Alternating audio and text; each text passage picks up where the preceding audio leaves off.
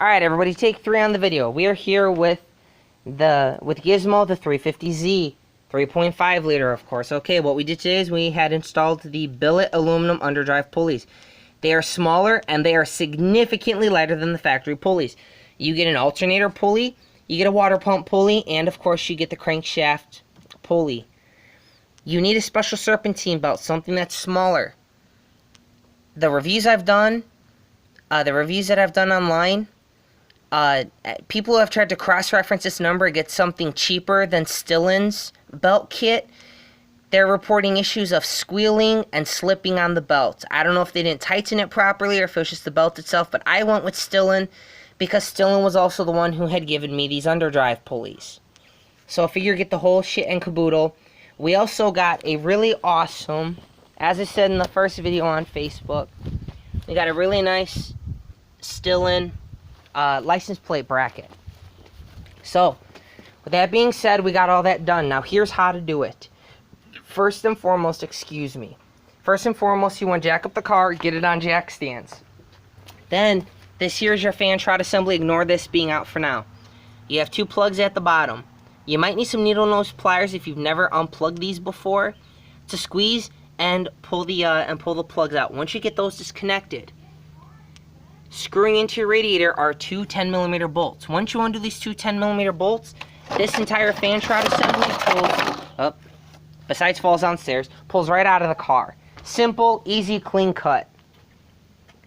Then what you want to do is you want to get some pliers and you want to remove your upper radiator hose first. You're going to spill some fluid, so I would put a catch pan under it first if you don't want to spill fluid all over your driveway, all over your street, or all over your backyard if you have a well system. Not the best idea. Ground does a good job filtering, but anyways, that's not the point. You want to try to avoid spilling any kind of chemicals in the environment, let alone the EPA will get on your butt for that. So remove your upper radiator hose. Make sure there's a catch pan down here to catch all the fluids. Once that's done, slide your catch pan over. You want to undo the lower radiator hose clamp, and then you want to undo the upper. You want to pull off the lower hose first. Pull it off slowly, let it drain out until you fill the catch pan, dump out the catch pan, and then pull the radiator hose off the rest of the way to finish draining it. But you want to take off lower radiator hose, you want to take off the upper radiator hose.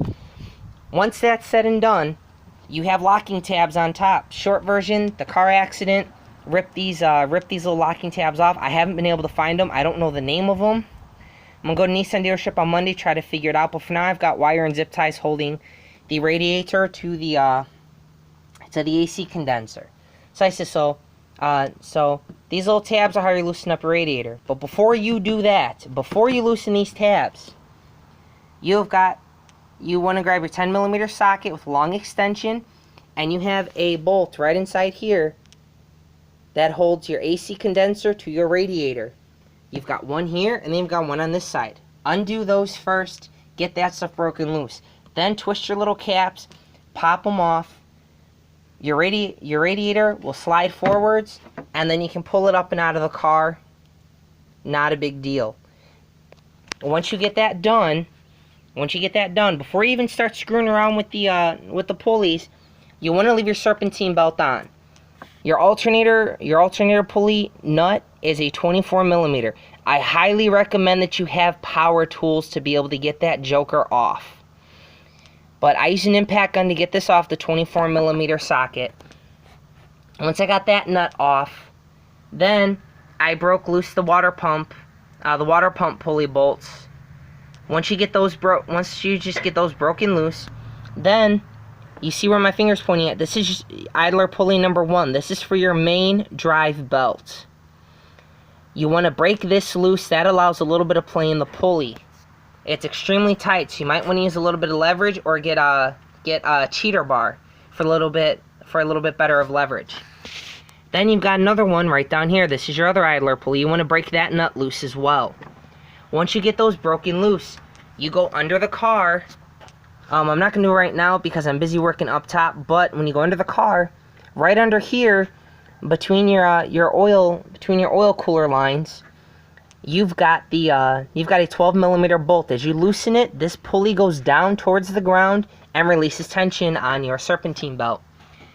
Same thing for this one. There's a 12mm bolt below that one. Once you loosen it, you get the tension. Now you can pull both the belts off. You're good to go.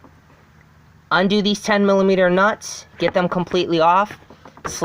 You might have to jiggle this because this was kind of rusty on my car, but you want to jiggle your pulley, your water pump pulley, get it off. And this one, like I said, you should have already zipped this loose with an impact gun and a 24mm. Now, if you have issues trying to get your impact gun inside here because you have the AC condenser in the way, once your radiator comes out, your AC condenser, you have got a little bracket right here with a 10mm screw that holds it down. Undo that 10mm bolt. I mean, yeah, it's not a screw, it's a bolt. Undo that bolt. That will loosen up this bracket, and you can actually slide your AC condenser backwards, lift it up. Don't lift it too far. These lines have quite a bit of flex in them, so just lift it, pull it up, and sit it on top of the engine out of your way. Now you can get your impact gun on the pulley to break your alternator pulley loose. Once you get that done, you can get your alternator pulley off. Now you've got your water pump pulley off and your alternator pulley off. These are 2 out of the 3 pulleys that you're replacing with the underdrive set. Your crankshaft bolts, that one's going to be a pain in the ass. So, short synopsis on that one. If you did take the moment to watch through our live video, get your impact gun in here, try to break it loose. If it's not strong enough to break it loose, our engines on the 350Zs, I'm guessing the 370s rotate the same way. It goes clockwise. So imagine how a clock goes. Your engine rotates clockwise. So you want to get a 19mm socket on here with a breaker bar. Mount the breaker bar to the side of the frame rail. Use the torque of your engine to break that bolt loose. It's a hell of a lot easier, hell of a lot faster. But once you break that bolt loose, you might need a little bit of pry. You might need a pry bar or a long screwdriver, but your pulley, your crankshaft pulley, just jiggles and falls right off. You might have to spray it with some WD or some kind of lubricant, but this will jiggle and fall right off. Your new pulleys go back on the way that you took them off. And once you get your new pulleys on, naturally you want to finger tighten these down for the water pump. And then, of course, you want to finger tighten your 24mm nut on the alternator pulley. Once you get those on, forgive the loss of focus, but once you get those on, you can put your 19mm bolt back into the crankshaft. Get that on. You want to zip your alternator bolt down with the power tool, with your impact gun, and you want to do the same for the crankshaft pulley.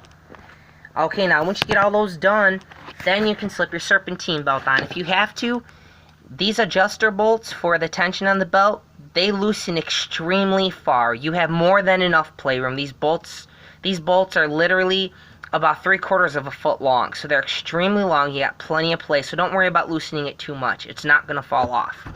Once you get your belt on, tighten it down just enough. A proper tension serpentine belt, you should be able to turn the belt just to get it from horizontal to vertical. You don't want to go any further than that because that's too much slack. Same thing as your air conditioning belt. Obviously, as you can tell from the belt, put your AC on first, then put your main crank belt on. Once you get all that done, you tighten down the 12mm bolts and you have your pulleys back into place. If you did pull up your AC condenser, slide it back down into spot. Take your 10mm, put it back into that hole and tighten it down. And then you want to slip your radiator back in. Once your radiator goes back in, you wanna maybe pull it, move it around. You want to get your 10mm socket back onto these bolts, and you want to tighten these down and re-secure them. Once you got that in place, you can pull your radiator up, put the locking tabs in. There we go. Your radiator's back, your AC condenser's back. You're good to go on that one. Then you're going to go ahead and you're going to take your fan shroud assembly. You're going to slide it right back down in here, and you're going to want to secure those 10mm bolts that I told you were up at the top. Once you get that secure, then you can go ahead and reinstall your radiator hoses the same way that you took them off. Once you get those back on, your car's pretty much done. Well, for the most part, of course. Then, of course, you want to pop your radiator cap. You want to fill it up and do the whole doodad. Now, for those of you who actually sat through this 10-minute video, I'm going to make it a minute longer. I'm going to give you a quick explanation as to how to stop your car from overheating and get air pockets out of the system. Right down here, you need a very large, a very large Phillips head screwdriver. There's a pitcock here. This is your bleeder. This is your bleeder screw right here for your radiator hose. Break that joker loose. And you can either run the engine, until fluid starts coming out of there. You know that all of the air is out. Or what you can do is you can pop that loose. Take your radiator hose, have a second person to help you out because it's going to tire at your hand. Squeeze that radiator hose, and it'll push the air out of this. Keep holding it while your helper or yourself tightens the screw back down. Then you can release tension. What you're doing is you're burping or bleeding the system.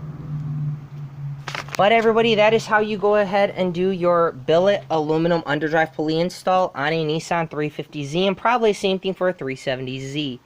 I'm going to go ahead and cut this. I'm going to get some Wi-Fi, upload this, and then you have a full detailed step-by-step video on how to do this instead of that live BS that I tried. You guys take it easy, be safe, be careful, and happy mechanicking.